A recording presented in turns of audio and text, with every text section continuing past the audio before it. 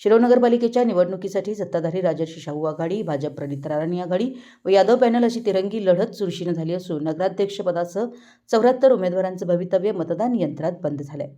दरम्यान 21 डिसेंबर रोजी मतमोजणी व निकाल जाहीर होणार असल्यानं न्यायालयानं स्पष्ट केले।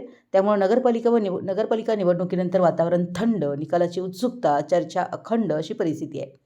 शिरोळ नगरपालिकेच्या नगराध्यक्षपदासह 4 तर 10 प्रभागातील 20 नगरसेवक पदासाठी 70 उमेदवार निवडणूक रिंगणात होते। मंगळवारी रोजी झालेल्या मतदानामध्ये दुपारी 2 वाजेपर्यंत 60% मतदान झालं होतं।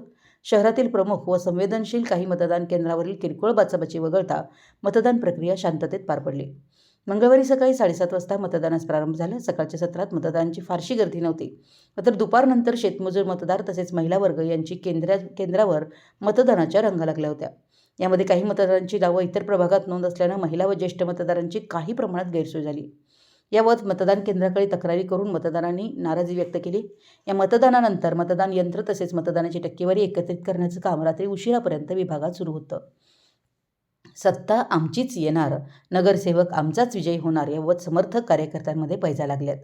निवडणुकीच्या पार्श्वभूमीवर आघाडी व पॅनल प्रमुखांच्या सर्व समर्थकांनी मतदारांना मतदान केंद्रापर्यंत न्यान करण्यासाठी वाहनांची सुविधा ठेवली होती। सर्वाधिक मतदान आपल्या आघाडीला मिळवण्यासाठी कार्यकर्त्यांची धांदल चालू होती। प्रत्येक 1 तासानं मतदानाची टक्केवारी घेऊन उमेदवाराच्या विजयासाठी राजकीय अंदाज घेण्यात कार्यकर्ते व्यस्त होते। सायंकाळी 5:30 वाजेपर्यंत सुमारे 77.82% मतदान झालं। मतदान प्रक्रिया शांततेत पार पाडण्यासाठी वरिष्ठ अधिकाऱ्यांसह व शिरोळ पोलीस ठाण्याचे पोलीस अधिकारी, कर्मचारी तसेच गृहरक्षक दल यांनी चोख बंदोबस्त ठेवला होता। दरम्यान मतदारांना निवडणूक चिन्ह सांगण्याचा प्रयत्न करीत असताना काही कार्यकर्त्यांमध्ये शाब्दिक वादावादीचा प्रकार घडला असून याबाबत शिरोळ पोलीस ठाण्यात कोणतीही नोंद नसल्याचं सांगण्यात आलं आहे। निवडणूक निर्णय अधिकारी तथा तहसीलदार अनिल कुमार हेळकर यांच्या नियंत्रणाखाली मतदान यंत्रणा राबवण्यात आली। 27 मतदान केंद्रावर मतदान झालं। पुरुष मतदार संख्या 12,141 तर महिला मतदार संख्या 12,397 असे 29,539 इतकी मतदार संख्या आहे। यापैकी 9,548 पुरुष तर 9,647 महिला मतदारांनी मतदान केल्यामुळं एकूण 19,096 इतकं मतदान होऊन 77.82% मतदान शांततेत व चुरशीनं पार पडलं। प्रभागनिहाय मतदान टक्केवारी ग्राफिक्सद्वारे पाहूया।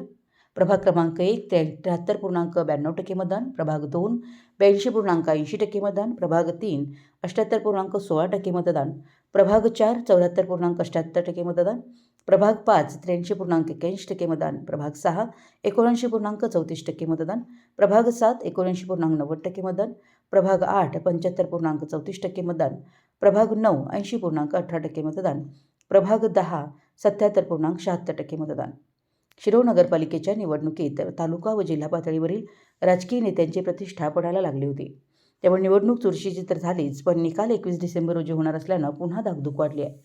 आमदार डॉ. अशोकराव माने आणि माधवराव घाटगे यांच्या नेतृत्वाखाली भाजप प्रणित राराणी आघाडी, सत्ताधारी माजी नगराध्यक्ष अमरसिंह माने पाटील व आमदार राजेंद्र पाटील यड्रावकर यांच्या नेतृत्वाखाली राजर्षी शाहू आघाडी तसेच शिवशाहू आघाडी प्रणित यादव पॅनलचे प्रमुख पृथ्वीराज सिंह यादव, गणपतराव दादा पाटील, राजू शेट्टी, अनिलराव यादव, दरगू गावडे, बाबा पाटील यांनीही त्या 2 आघाड्यांना कडवं आव्हान दिलं।